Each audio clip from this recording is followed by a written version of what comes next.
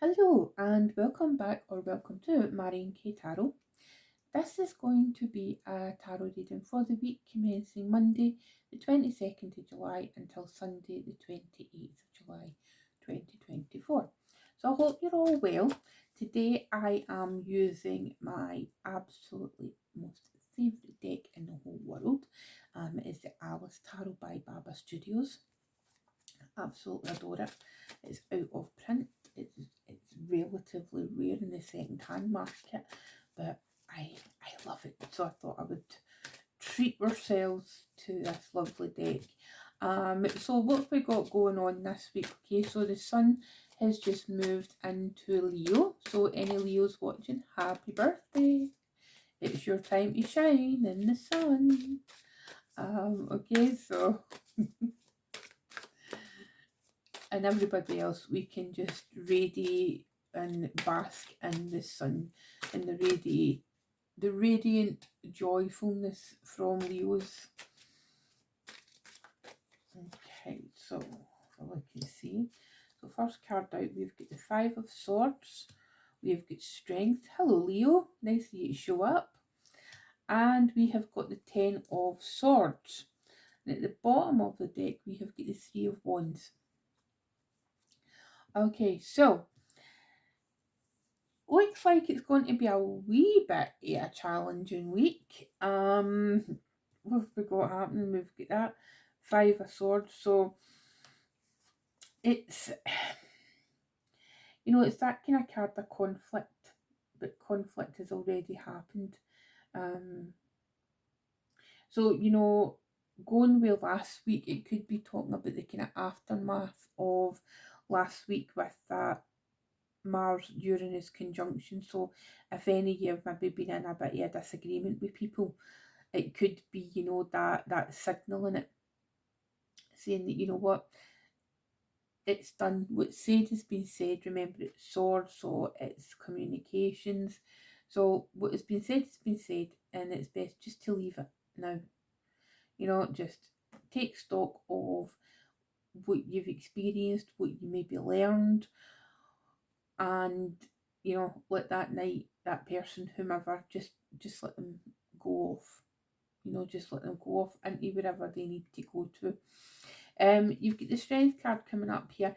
Now, what I love about this particular Strength card is the fact that it's a lion and a unicorn.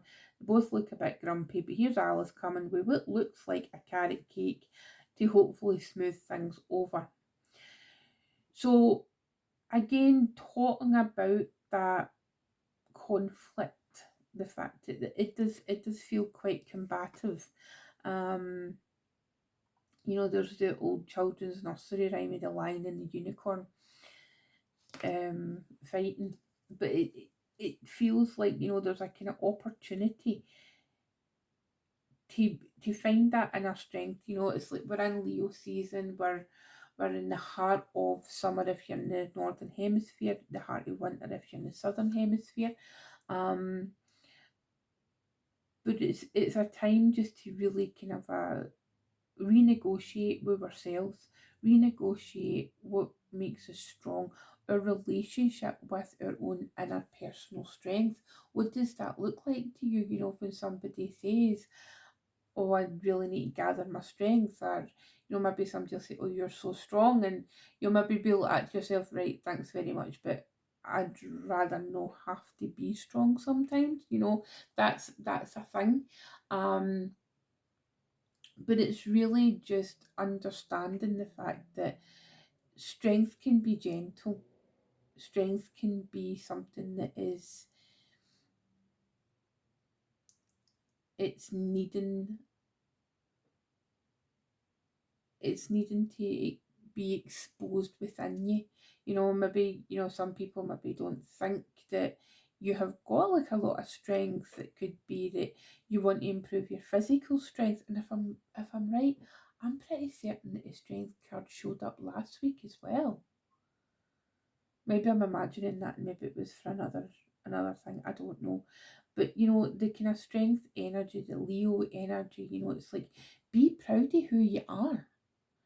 Be proud of how far you've come, and don't let anybody diminish what you have done in your life, or what have you have done up until this point, because trust me, it is amazing.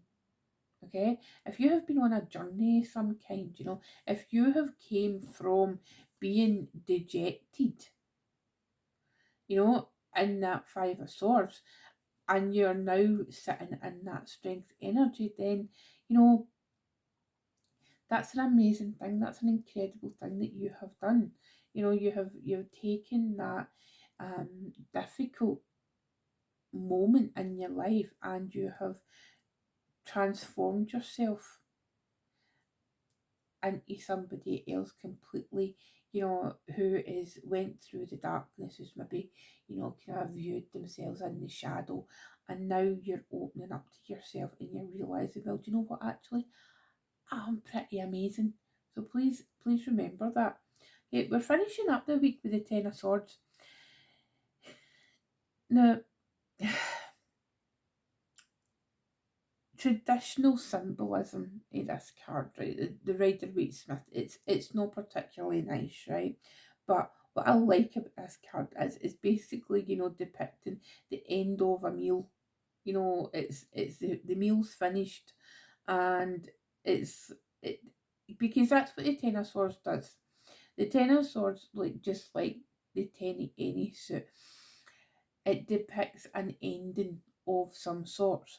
So, you know, whatever this situation is where you've had to show the strength, a character, your strength of character, this Ten of Swords can indicate that, you know, that's it, done. You know, you're coming to a time where it's no longer going to be so difficult. You know, you don't have to keep being that strong person over and over and over again.